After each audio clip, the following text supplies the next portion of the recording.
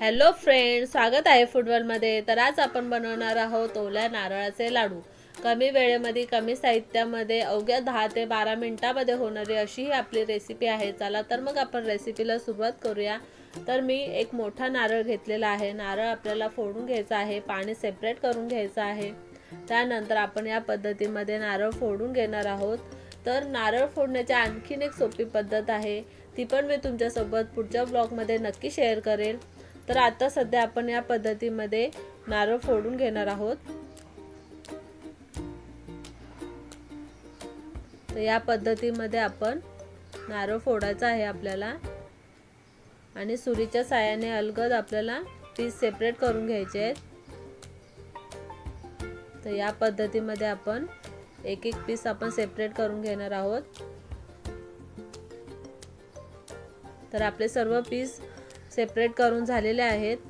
तर आता आपण त्याची जी साल आहे वरची, ती स्लायसरच्या मदतीने आपण काढून घेणार आहोत। आपल्याला नारळाचे लाडू बनवायचे आहेत, व्हाईट पांढरे शुभ्र असे दिसले पाहिजे, त्यासाठी आपण साल यूज करणार नाहीये। फक्त वरचा जो पांढरा भाग आहे नारळाचा तो यूज करणार आहोत। तर सुरीच्या मदतीने आपण छोटे छोटे पीस करून घेणार आहोत। असे या पद्धतीमध्ये पीस करून घ्यायचे आहेत। आणि हे सर्व पीस जे आहेत ते आपण मिक्सरला बारीक करून घेणार आहोत। मिक्सर जारमध्ये आपण टाकून मिक्सरमध्ये फक्त एकदाच फिरून घ्यायचं आहे।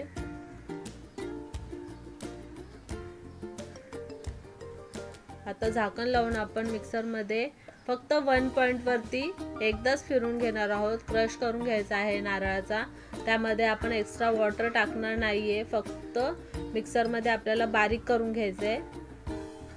तर बघू शकता 1 पॉइंट वरती आपण बारीक करून घेतलेला आहे।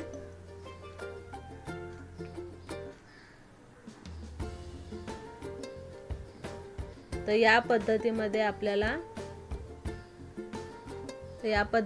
आपल्याला बारीक करून घ्यायचं आहे। तर आपण बघू शकता या पद्धतीमध्ये आपण बारीक करून घेतलेला आहे नारळाचा क्रश। त्यामध्ये आपण पाणी ऍड केलं नव्हतं।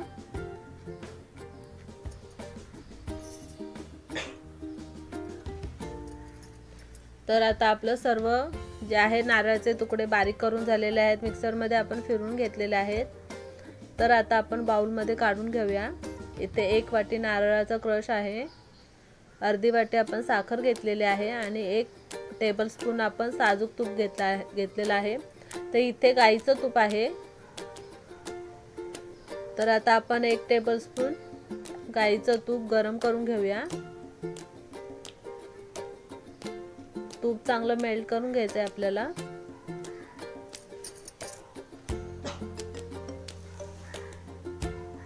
हलकसं गरम झाल्याच्या नंतर त्याच्यामध्ये आपण नारळाचा क्रश टाकणार आहोत, जे आपण मिक्सरमध्ये बारीक करून घेतलेला, आणि हलक्या हाताने आपल्याला तुपावरती भाजून घ्यायचा आहे। गॅस आपल्याला स्लो ठेवायचा आहे। या पद्धतीमध्ये आपण मिक्स करून घेणार आहोत तुपामध्ये, आणि त्यामध्येच आपल्याला अर्धी वाटी साखर घेतलेली आहे। साखरेचं प्रमाण आवडीनुसार थोडंफार कमी जास्त करू शकता। तर इथे अर्धी वाटी साखर घेतलेली आहे।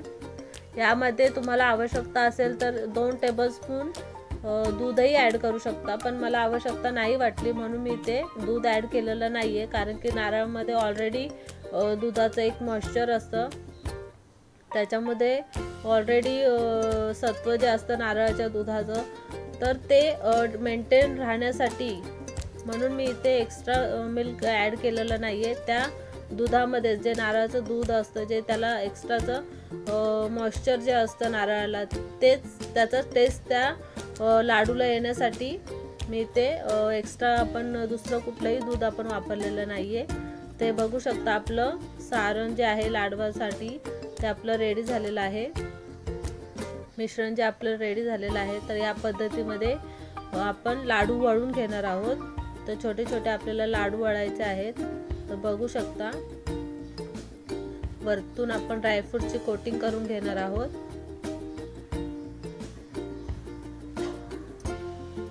एक एक करून आपण सगळे लाडू वळून घेऊया। अगदी सहज होणारी अशी ही रेसिपी आहे। फार वेळ लागत नाही या रेसिपीला।